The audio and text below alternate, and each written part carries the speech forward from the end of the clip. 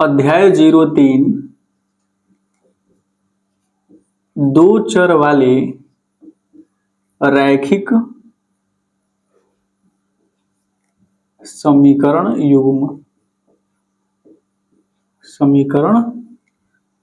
युग्म।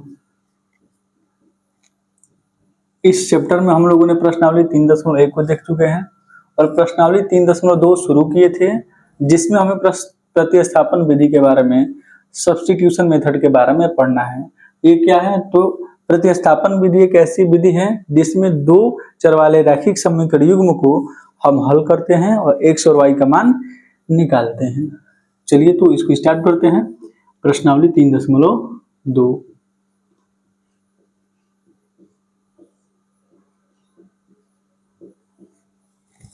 इसमें हम पहला क्वेश्चन कर चुके थे। पहले में 6 क्वेश्चन तो सब हो गया था, दूसरा भी हो गया था। इन सब पहले के क्वेश्चंस को देखने के लिए आप चैनल के प्लेलिस्ट को जाके चेक कर सकते हैं। चलिए तो तीसरा का पहला प्रश्न देखते हैं।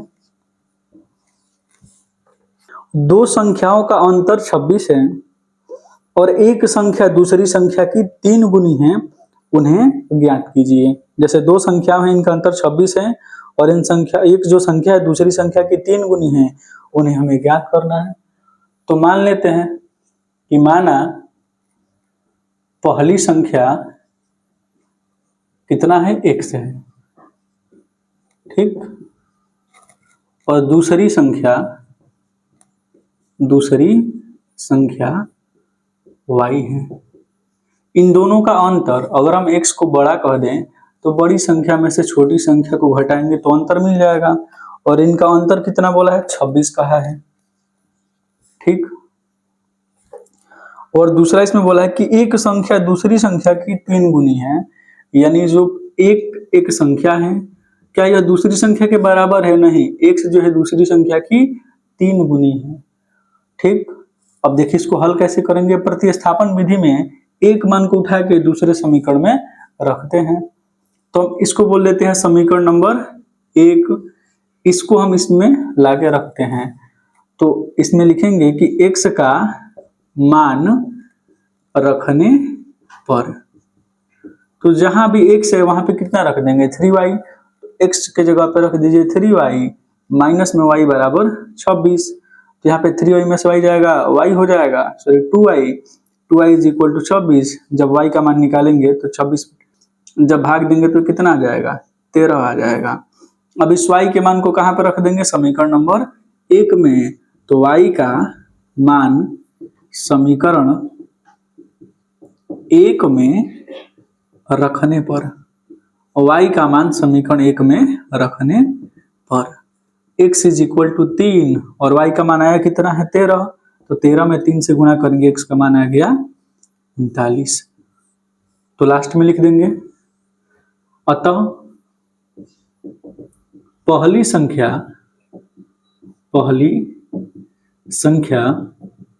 x का मान कितना है? 39। दूसरी संख्या y का मान कितना है? 13 आया है। तो सवाल बहुत आसान था। इसमें बोला था कि कोई दो संख्या है जिनका अंतर 26 है, तो पहली संख्या को x दूसरी संख्या को y बोल दिए। दोनों का अंतर कितना है? 26 है, और पहली संख्या दूसरी संख्या की 3 गुनी है, तो 3 से गुणा करा दिया, y में x के बराबर आ गया। अब जो भी x का मान मिला है ना, इस मान को हम इसमें लाके रख दिए हैं। x के जगह पे 3y minus y is equal to 26, ये घटेगा 2y बराबर 26, y बराबर ये 26 इस गुणा में है तो 2 भाग में चला गया, भाग देंगे 13 आएगा। अब जो भी y का मान आया उसको समीकरण नंबर 1 में रख दिए और रख दिए तो x का मान भी मिल गया। तो वही लास्ट में लिख देंगे था पहली संख्या x बराबर 39 और दूसरी संख्या y बराबर 13। तो इसको इरेज कर दें। चलिए अब दूसरा क्वेश्चन इसका देखते हैं।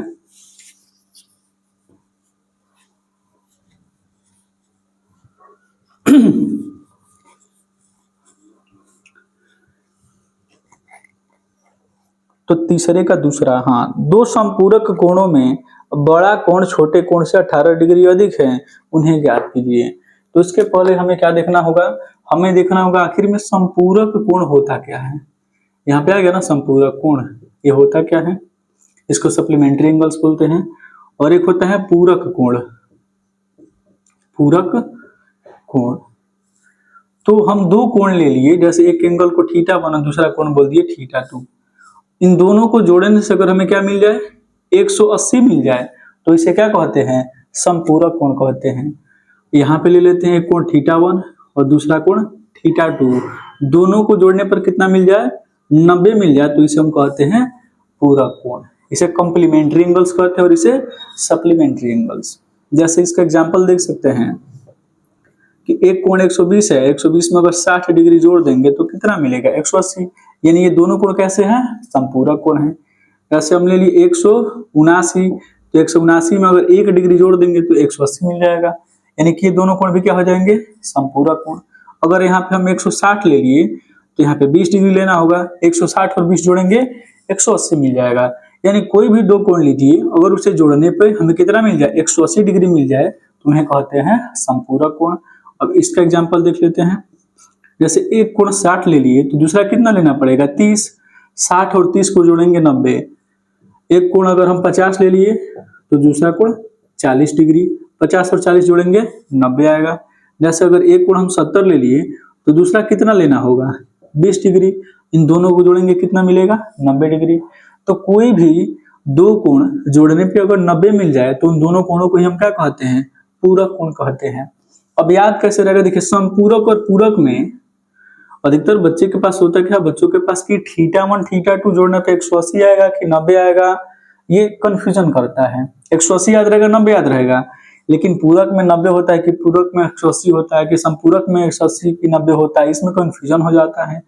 तो देखिए संपूरक बड़ा हुआ लिखा हुआ है, इतना ज्यादा स्पेस, और पूरक किससे छोटे में लिखा है, तो छोटे में लिखा है तो 90 और बड़ा में लिखा है तो इसे 180 डिग्री। इस पे ट्रिक बैठा सकते हैं याद रखने के लिए। अब समझिए, कोई भी दो कोण लीजिए, दोनों कोण के जोड़ने पे अगर 180 डिग्री मिल जाए तो हो जाएगा संपूरक। अगर दो कोण को जोड़ने पे कितना मिल जाए, 90 डिग्री, तो उसे कहते हैं पूरक कोण। पूरक कोण का दूसरा अभिनाम है कोटि पूरक। ठीक, तो अब इसे इरेज कर दें। इसी पे क्वेश्चन है, आगे देख लेते हैं तीसरे का दूसरा प्रश्न। दो संपूरक कोणों में बड़ा कोण जो है छोटे कोण से 18 डिग्री अधिक है, उन्हें ज्ञात कीजिए। तो चलिए मान लेते हैं कि क्या मानेंगे भाई, अधिकतर जो हमें ज्ञात करना रहता है ना वही मानते हैं। तो माना बड़ा कोण x है, बड़ा कोण कितना है, x, और छोटा कोण हम मान लेते हैं y डिग्री, या बस y लिखते रहे। छोटा कोण कितना है, y।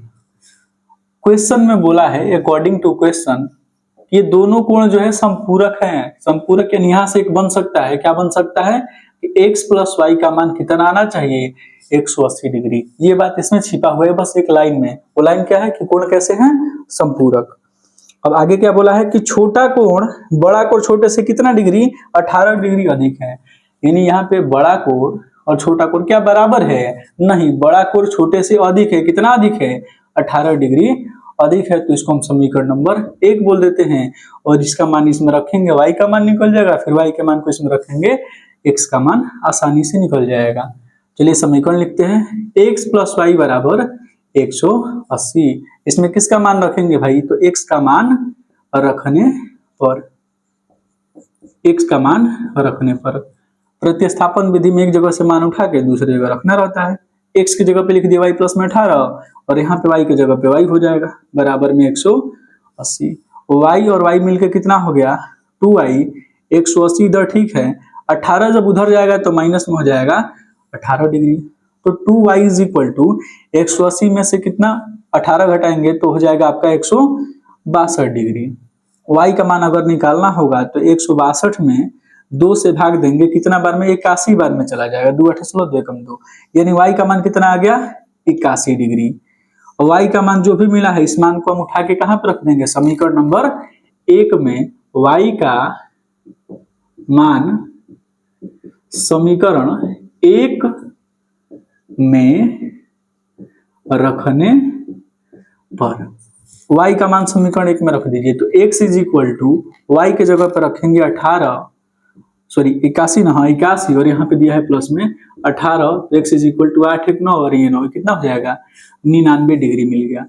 तो लास्ट में हम लिख देंगे, क्या लिख देंगे, अतः जो भी माने रहता है ना उसे लिखना पड़ता है। बड़ा कोण कितना है, तो बड़ा कोण x बराबर 99 डिग्री और छोटा कोण y बराबर कितना है अभी 81 डिग्री। देखिए ध्यान से, दोनों कोण को अगर जोड़ेंगे तो कितना मिलेगा, 180 ही मिलेगा आपको। आया समझ में, 99 और 100 180 मिल जाएगा। कोई दिक्कत इसमें? चलिए इसको इरेज कर दे रहे हैं।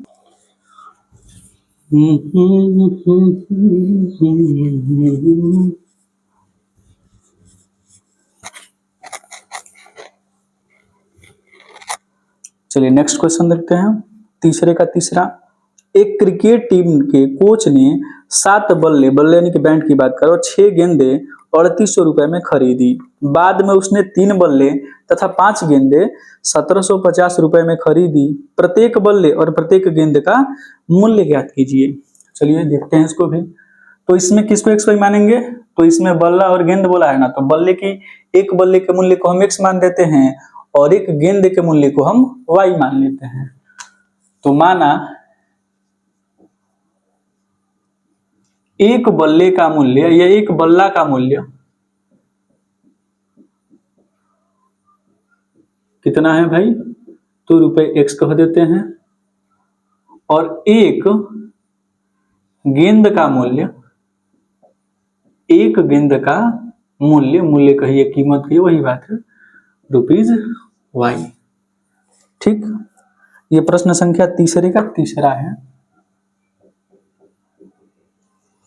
अब अकॉर्डिंग टू क्वेश्चन, प्रश्न में क्या बोला है, क्या खरीदा है वो,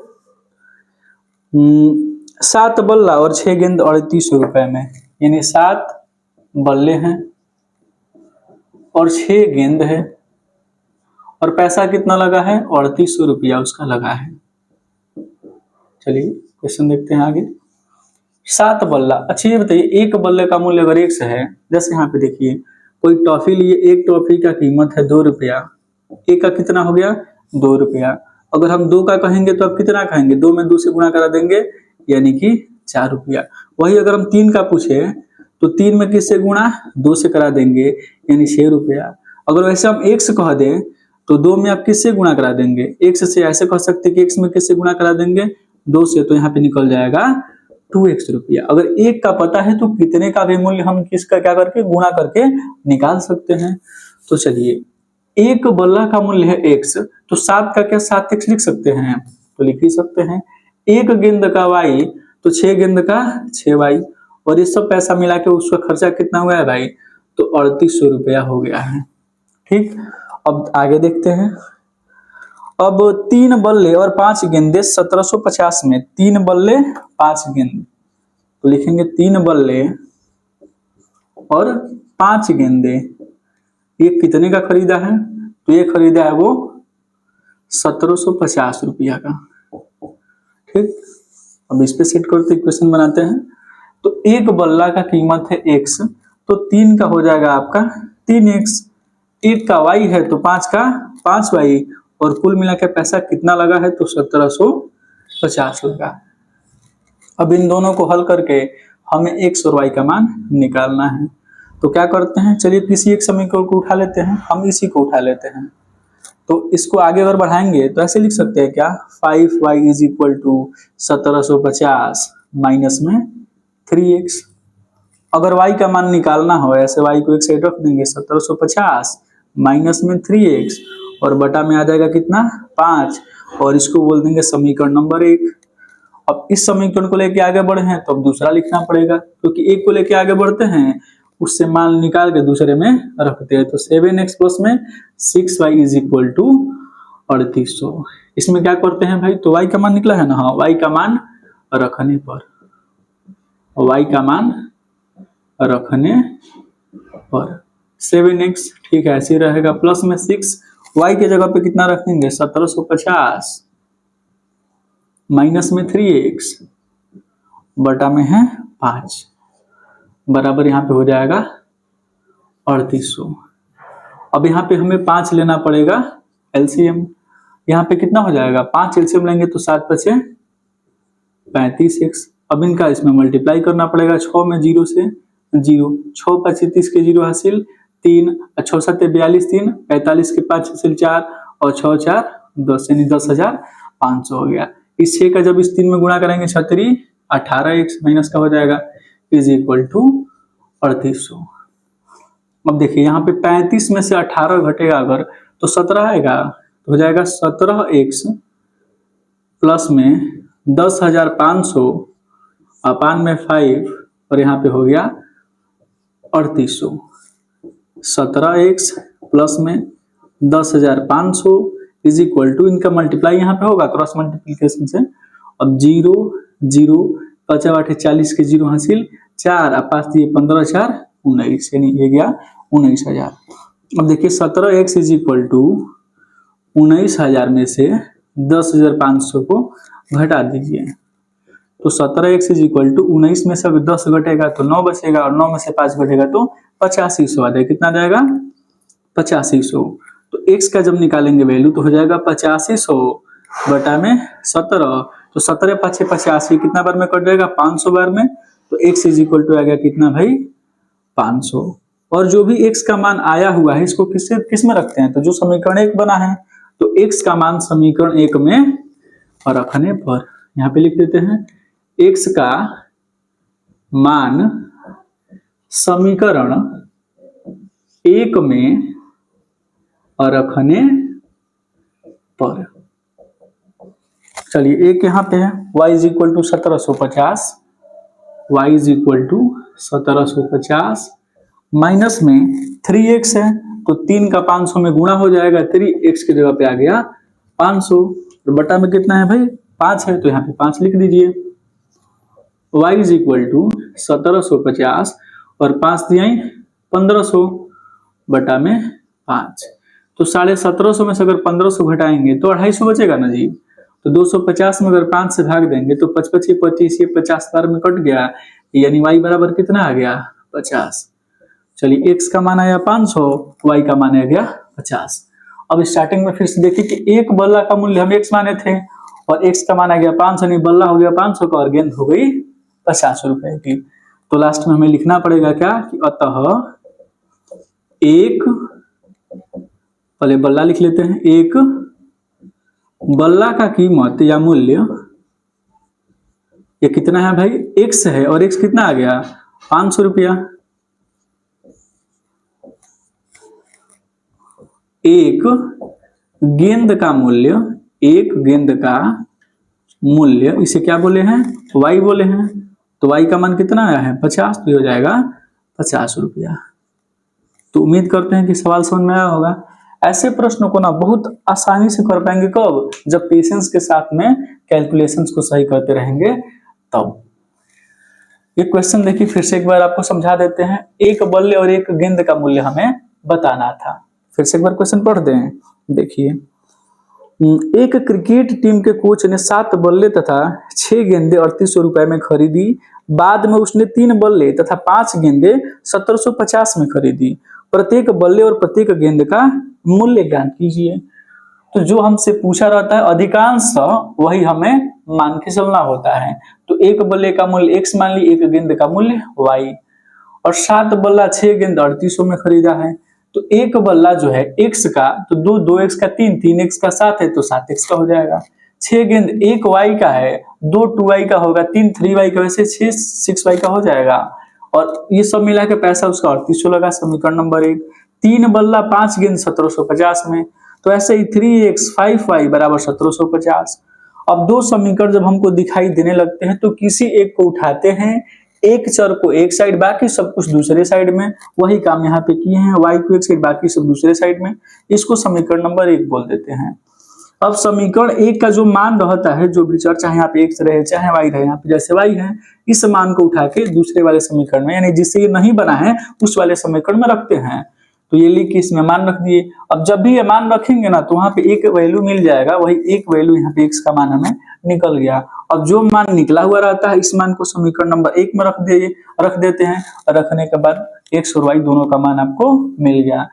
और x y मान मिल गया तो बस यही पे आंसर नहीं करना, एक लाइन कम से कम बढ़ाना होगा। कौन सी लाइन? वही जो हम लेट किए थे, जो माने थे। तो एक बल्ला का मूल्य जो x आया है हमारा में है कितना 500, और एक गेंद का मूल्य y कितना है 50 रुपया।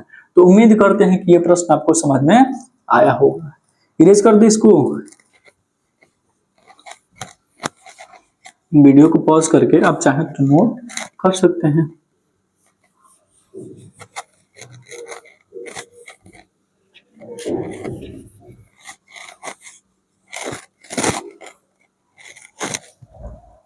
अब चलिए अगला प्रश्न देखते हैं। हाँ, ये भी बढ़िया प्रश्न है।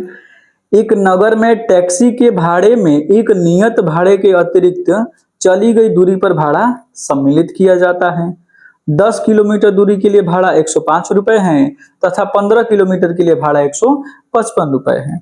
नियत भाड़ा तथा प्रति किलोमीटर भाड़ा क्या है और एक व्यक्ति को 25 किलोमीटर यात्रा करने के लिए कितना भाड़ा देना होगा। यानी कि अगर टैक्सी से आप कहीं पे जा रहे हैं तो पहले तो नियत किराया है कि हाँ उस टैक्सी में बैठ गए तो इतना पैसा आपको देना पड़ेगा। अब उसके बाद जितना किलोमीटर आप दूरी पे जाएंगे तो प्रति किलोमीटर के हिसाब से आप में वो किराया जुड़ता रहेगा। तो ऐसे प्रश्न में हमेशा इस चैप्टर में हमेशा आपको दो वेरिएबल खोजने हैं, दो चर खोजने हैं। इसमें एक चर है नियत भाड़ा और एक है प्रति किलोमीटर के हिसाब से जो भाड़ा बढ़ते चले जाएगा। तो हम मान लेते हैं कि जो नियत किराया है या नियत भाड़ा है उसे x मान लेते हैं और प्रति किलोमीटर के भाड़ा को हम मान लेते हैं y। चूंकि यहाँ पे भाड़ा लिखा है तो हम भी भाड़ा ही लिख देते हैं। माना, प्रश्न कितना है जी, तो तीसरे का चौथा, या किराया भी लिख सकते हैं। तो माना टैक्सी का नियत भाड़ा या किराया लिखे, आप जो भी लिखना चाहें, कितना है भाई 100 रुपया है। ठीक, प्रति किलोमीटर, टैक्सी का प्रति किलोमीटर दूरी का भाड़ा, इसको हम मान लेते हैं y। कितना y। अब प्रश्न को फिर से देखते हैं कि कितना दूर, 10 किलोमीटर दूर गया कोई तो उसे देना पड़ा 105 रुपया। यानी 10 किलोमीटर दूरी अगर कोई ट्रेवल किया तो उसे देना कितना पड़ा 105 रुपया। अकॉर्डिंग टू क्वेश्चन, यानी प्रश्नानुसार भी लिख सकते हैं। अब 10 किलोमीटर में देखिए, जैसे नियत भाड़ा बस इतना मानिए ना कि उस टैक्सी में बैठने का किराया आपको देना है कितना x, वो तो हो गया आपका x। प्रति किलोमीटर दूरी के हिसाब से y, यानी अगर 1 किलोमीटर चले हैं तो y रुपया, 2 चलेंगे 2y, 3 चलेंगे 3y। यहाँ पे 10 चला है तो कितना हो जाएगा 10y और ये कितना लग गया 105 लग गया। ठीक, अब इसमें आगे कितना दूरी गया है जी, 15 किलोमीटर के लिए 155 रुपया लगा है। यानी 15 किलोमीटर दूरी जब गया है तो कितना पैसा लगा 155 रुपया। तो एक तो ये फिक्स है नियत किराया। अब 1 किलोमीटर का y, 2 किलोमीटर का 2y, तो 15 किलोमीटर का 15y, ये मिला के हो गया कितना 155। ये समीकरण अब इसी में से हल करके निकालेंगे x y का मान। अब देखिए इसमें से हम उठा लेते हैं, इस समीकरण को उठा लेते हैं, इसको आगे बढ़ा देते हैं। तो x इज इक्वल टू हम लिख सकते हैं कितना 155 माइनस में 15y। अब इसको बोल देंगे समीकरण नंबर 1। अब इस मान को उठा के हमें इसमें रखना होगा, तो पहले इस समीकरण को लिख दे के यहाँ पे x प्लस में 10y बराबर 105। इसमें किसका मान रखेंगे भाई, तो x का मान रखने पर x जहां है ना वहां पे ये सब वैल्यू रखना पड़ेगा। तो 155 माइनस में 15y प्लस में 10y बराबर 105 हो गया। ठीक, अब इसको आगे बढ़ाते हैं, 155 को यहीं पर रहने देते हैं। अब देखिए -15 प्लस 10 ये करेंगे तो कितना हो जाएगा, माइनस में 5y हो जाएगा बराबर 105। अब -5y इधर रहेगा, 105 इधर। ठीक है, ये जब उस साइड में जाएगा तो हो जाएगा माइनस में 155। -5y इज इक्वल टू 155 में से जब 105 घटेगा तो 50 मिलेगा क्या, तो हाँ ये मिल जाएगा माइनस में 50। तो माइनस से minus cancel, y is equal to 50 बटा में 5 कर देंगे तो y का मान आपका कितना आ जाएगा, 5 से कटेगा 10 बार में 10। अब इस y के मान को समीकरण नंबर 1 में रख दीजिए। y का मान समीकरण 1 में रखने पर। y का मान समीकरण 1 में, समीकरण 1 यहाँ पे बना है x is equal to 155 minus 15, y का मान है 10। x is equal to 155 minus 15 दहा में 150। तो x का मान जब यहाँ पे घटाएंगे कितना मिल जाएगा, 5 मिल जाएगा। x y का मान मिल ही गया, तो लास्ट में लिखेंगे क्या, अतः टैक्सी का जो भी नियत किराया है या नियत भाड़ा है वो कितना है भाई, x, और x आया कितना है, तो x आपका आ गया 5 रुपया। अब दूसरा, प्रति किलोमीटर दूरी का भाड़ा, यानी प्रत्येक 1 किलोमीटर का दूरी है, मतलब दूरी का भाड़ा है, तो प्रति किलोमीटर दूरी का भाड़ा या किराया y, और y कितना है जी, y आपका आया है यहाँ पे 10 रुपया, तो यहाँ पे लिख देंगे ₹10। आया समझ में। तो इसमें अभी क्वेश्चन पूरा नहीं, आगे और पूछा है। क्या पूछा है कि एक व्यक्ति को कितना किलोमीटर यात्रा करना है, 25 किलोमीटर यात्रा करना है, तो कितना भाड़ा देना होगा। अब देखिए 25 किलोमीटर यात्रा के लिए भाड़ा हमें निकालना है, डायरेक्ट निकाल देते हैं। देखिए x तो नियत हो गया, और 1 किलोमीटर का y तो 25 किलोमीटर का 25y, और सब मान पता है आपको। x का मान कितना है भाई, 5 है, 25, y का मान कितना है, 10 है, तो 25 में 10 से गुणा कराएंगे 250 आएगा, और 250 में जोड़ेंगे आ जाएगा 255 रुपये। यानी कि अगर किसी व्यक्ति को 25 किलोमीटर दूरी जाना है, यात्रा करना है इस टैक्सी से, तो इसके हिसाब से किराया उसको कितना देना पड़ेगा, 255 रुपया। तो उम्मीद करते हैं कि ये प्रश्न आपको पूरा समझ में आया होगा। इरेज कर दे रहे हैं, अब अगला क्वेश्चन देखेंगे।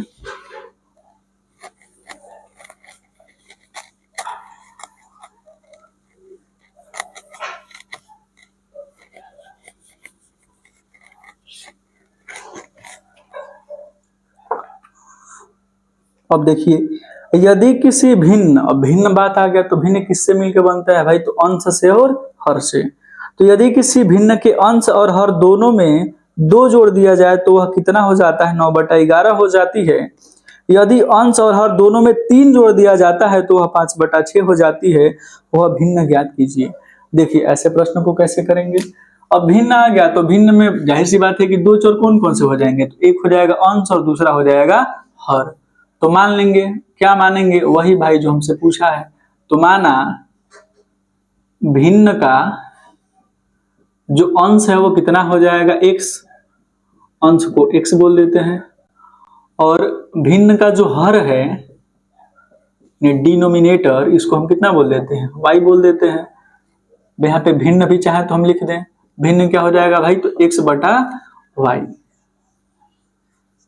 क्वेश्चन नंबर कितना है, तीसरे का 5वां है। अब भिन्न के अंश और हर दोनों में 2 जोड़ दिया जाए तो वह 9/11 हो जाता है।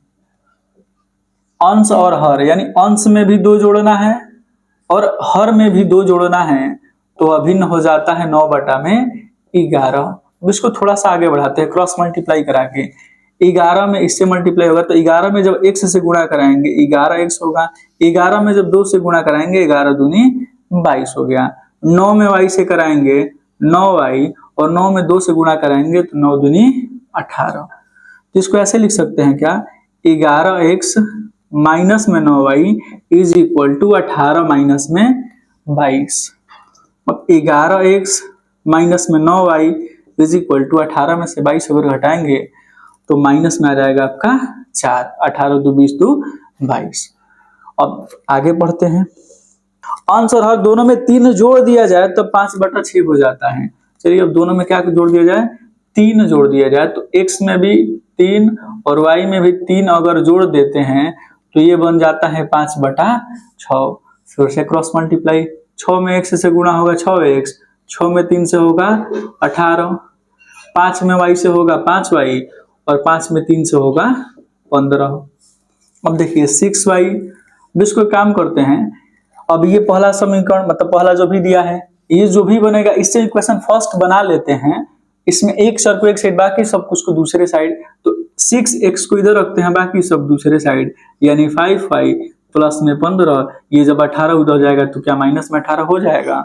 अब देखिए 6x is equal to 5y minus 18 plus 15, ये आपको मिलेगा माइनस में 3। तो x का मान जब निकालना होगा तो कह सकते हैं 5y माइनस में 3 बटा में 6, और ये होगा समीकरण नंबर 1। अब इस समीकरण नंबर 1 को हम रखेंगे कहाँ पे, तो जो भी समीकरण दूसरा यहाँ पे ये बना हुआ है ना, इसको पहले लिख लेते हैं यहीं पे। 11x माइनस में 9y is equal to minus में 4, माइनस में 4।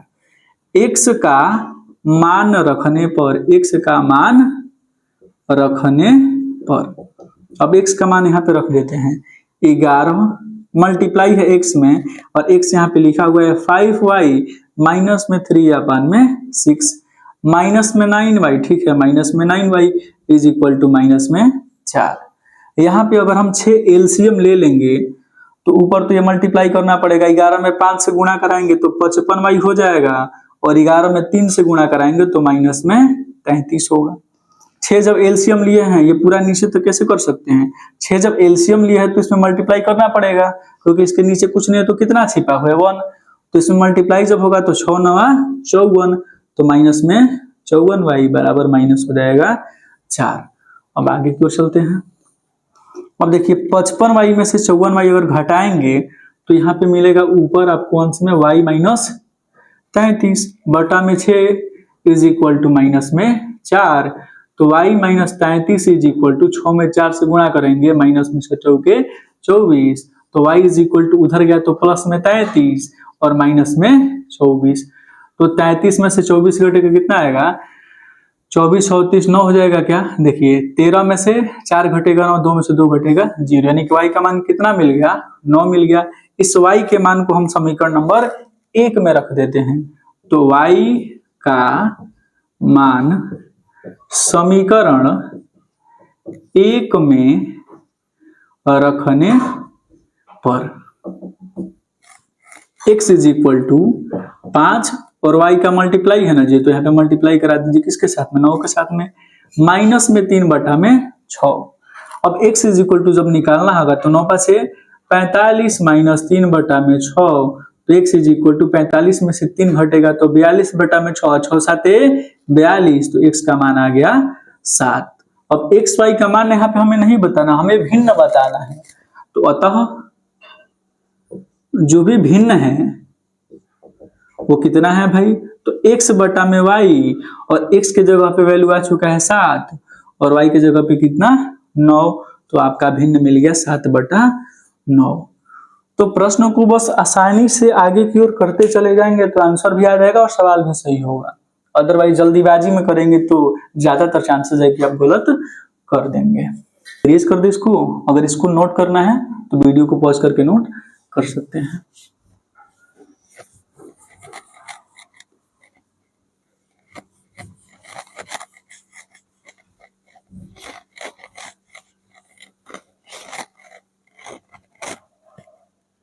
चलिए अब देखते हैं इस प्रश्नावली का अंतिम प्रश्न। अंतिम प्रश्न क्या है, हाँ ये सबसे बढ़िया क्वेश्चन है, सबसे नहीं बस बढ़िया क्वेश्चन है। 5 वर्ष बाद जैकब की आयु उसके पुत्र की आयु से 3 गुनी हो जाएगी, और 5 वर्ष पूर्व जैकब की आयु उसके पुत्र की आयु की 7 गुनी थी, उनकी वर्तमान आयु क्या है। तो जब भी उम्र वाला प्रश्न दिखे उसमें आपको उम्र मानना कौन सा रहता है, वर्तमान आयु को ही लेके चलेंगे हमेशा। जैसे देखिए अगर आज से 5 साल बाद कहेगा तो 5 साल बाद दोनों की उम्र बढ़ेगी, जो भी चर दिए रहेंगे वहां पे उम्र अगर बढ़ाना रहेगा तो दोनों का बढ़ेगा। 5 साल बाद कहेगा तो दोनों का उम्र बढ़ेगा, और 5 साल पहले करेगा तो दोनों का उम्र घटेगा। अधिकतर बच्चे क्या करते हैं, किसी एक का बढ़ाते हैं दूसरे का वही छोड़ देते हैं, तो ये मिस्टेक नहीं करना है। फिर से सुनिए, उम्र वाले प्रश्न में कभी भी वर्तमान आयु से ही प्रश्न को आरंभ करना है, और उम्र यदि बढ़ाने या घटाने की बात होगी तो हम दोनों पक्षों दोनों व्यक्तियों की उम्र को घटाएंगे या बढ़ाएंगे। अगर पूर्व कहे पहले कहे तो पहले की बात है तो घटाना पड़ेगा, अगर पश्चात कहे या बाद में कहे तो दोनों पक्षों में उम्र को हमें जोड़ के आगे बढ़ाना होगा। चलिए तो प्रश्न को देखते हैं। इसमें 5 वर्ष जैकब है और जैकब का पुत्र है, तो वही बात मान लेते हैं। क्या मानेंगे? वर्तमान आयु मानेंगे, हमेशा ये बात याद रखिएगा। माना जैकब की वर्तमान आयु या उम्र कितना है भाई? 100 वर्ष है। जैकब के पुत्र की वर्तमान आयु y वर्ष। वर्तमान आयु कितना है? y वर्ष। प्रश्न संख्या कितना है? तो प्रश्न संख्या तीसरे का छठा है, यानी अंतिम क्वेश्चन इसका हो गया। चलिए अब प्रश्न में देखते हैं क्या बोला है। थोड़ा सा मार्कर चेंज कर लो। 5 वर्ष बाद जैकब की आयु उसके पुत्र की आयु से 3 गुनी थी। अब 5 वर्ष बाद, तो दोनों की उम्र में आप 5 साल पहले बढ़ा लीजिए, x में भी y में भी। क्या 5 वर्ष बाद दोनों की उम्र बराबर होगी? नहीं, प्रश्न में बोला है, प्रश्न में क्या बोला है कि जैकब की आयु उसके पुत्र की आयु की 3 गुनी हो जाएगी, यानी कि इसके पुत्र की आयु की 3 गुनी हो जाएगी अकॉर्डिंग टू क्वेश्चन। यानी ये बात कहाँ पे बोला हुआ है? प्रश्न में हम बोलने की वजह से किए। x प्लस में 5 इज इक्वल टू ये हो जाएगा 3y प्लस में 3 × 5 = 15, तो हो जाएगा x, ये इधर आएगा माइनस में 3y, 5 उस साइड लेके चलिए तो माइनस में 5 प्लस में 15, तो x माइनस 3y और 15 में से 5 घटाएंगे तो कितना मिल जाएगा? 10। अब आगे पढ़ते हैं। आगे क्या बोला है कि 5 वर्ष पूर्व जैकब की आयु उसके पुत्र की आयु की 7 गुनी थी। 5 वर्ष पहले की बात है, तो दोनों के उम्र में पहले हम 5 साल पीछे जाते हैं वर्तमान आयु से। अब जो भी जैकब की आयु थी, क्या उसके पुत्र की आयु के बराबर होगी? नहीं, प्रश्न बोला है कि 7 गुनी, तो 7 से गुणा करा दिए। अब यहाँ पे हो गया x minus 5 is equal to 7y minus में 7 × 5 = 35। अब इससे दूसरा समीकरण ये मतलब बनेगा। अब इसी समीकरण को हल करके हम इक्वेशन नंबर फर्स्ट बोलते हैं। बनता तो ये पहला और ये दूसरा है, लेकिन जब हम नाम करते हैं, नामांकरण करते हैं, नाम रखते हैं, तो इसको इक्वेशन फर्स्ट बोलेंगे। आगे की ओर बढ़ा के तो x को इधर छोड़ दीजिए, यहाँ पे 7y माइनस में 35, ये -5 जब साइड चेंज करेगा तो हो जाएगा प्लस में 5, तो x is equal to 7y और 35 में से 5 घटेगा तो ये हो जाएगा माइनस में 30। इसको बोल दे रहे हैं समीकरण नंबर 1। अब इसको लिख देते हैं, जिससे बना है उसको छोड़ देते हैं, बाकी दूसरे वाले को लिख देते हैं। अब x का मान उठा के इसमें रख देंगे, तो x का मान रखने पर x का मान कितना? 7y में 30, तो x के जगह पे रखेंगे 7y माइनस में 30 माइनस 3y नहीं जी 3y इज इक्वल टू 10। अब 7y में से 3y, ये दोनों सजाती हैं, एक ही जैसे हैं, तो घटाइए, 7 में से 3 घटेगा कितना हो जाएगा? 4y is equal to 10। ये -30 जब दूसरे साइड जाएगा, साइड चेंज होके तो प्लस में हो गया, 4y बराबर 40, तो y का मान जब निकलेगा तो 40/4 कटेगा 10 बार में, यानी y का मान मिल गया 10। अब इसी y के मान को समीकरण नंबर 1 में हम रखते हैं, तो y का मान समीकरण 1 में रखने पर, y का मान समीकरण 1 में रखने पर x इज इक्वल टू 7, और जहां y है y की जगह पे 10 रखेंगे, तो 7 और y में गुणा है तो इन दोनों का गुणा करा दिया, माइनस में 30 तो -30 हो गया। x इज इक्वल टू 7 10 में 70 और 70 में से 30 घटाएंगे, यानी x का मान मिलेगा कितना? तो 70 में से 30 घटेगा 40। अब अंत में क्या, यहीं पे छोड़ना नहीं है, लास्ट वाली लाइन को जरूर लिखिएगा, ठीक। अतः जैकब की वर्तमान आयु x बराबर कितना है भाई? 40 वर्ष, तो ये हो जाएगा 40 वर्ष। जैकब के पुत्र की वर्तमान आयु इसको हम y बोले हैं। y कितना आया है भाई? 10 आया ना, तो ये हो जाएगा 10 वर्ष। तो उम्र वाले प्रश्नों को हमेशा स्टार्ट करना है वर्तमान आयु से, और कभी भी पहले, पूर्व, पश्चात, बाद में कहे तो हम दोनों पक्षों में हल करके करते हैं। तो उम्मीद करते हैं कि ये प्रश्नावली आपको पूरी अच्छी तरीके से समझ में आई होगी। और अगले प्रश्नावली में हम स्टार्ट करेंगे विलोपन विधि। एक ही प्रश्नावली इस चैप्टर में बस और बचती है, विलोपन विधि। क्या ये जो सवाल किए हैं हमें इस विधि से ही करना होगा, प्रतिस्थापन विधि से ही करना है एग्जाम में? नहीं, आप विलोपन विधि भी सीखे हैं, ग्राफीय विधि सीखेंगे, ग्राफीय विधि भी सीखे हैं, प्रतिस्थापन विधि भी सीखे हैं। इन तीनों विधियों में से जो आपको सहज लगे, जो आसान लगे, जिसे आप जल्दी कर सके, जिस पे आपका कॉन्फिडेंस हो, उस विधि से करना है। चाहे करिए किसी भी विधि से, आंसर एक ही आना चाहिए और एक ही आएगा भी। ठीक।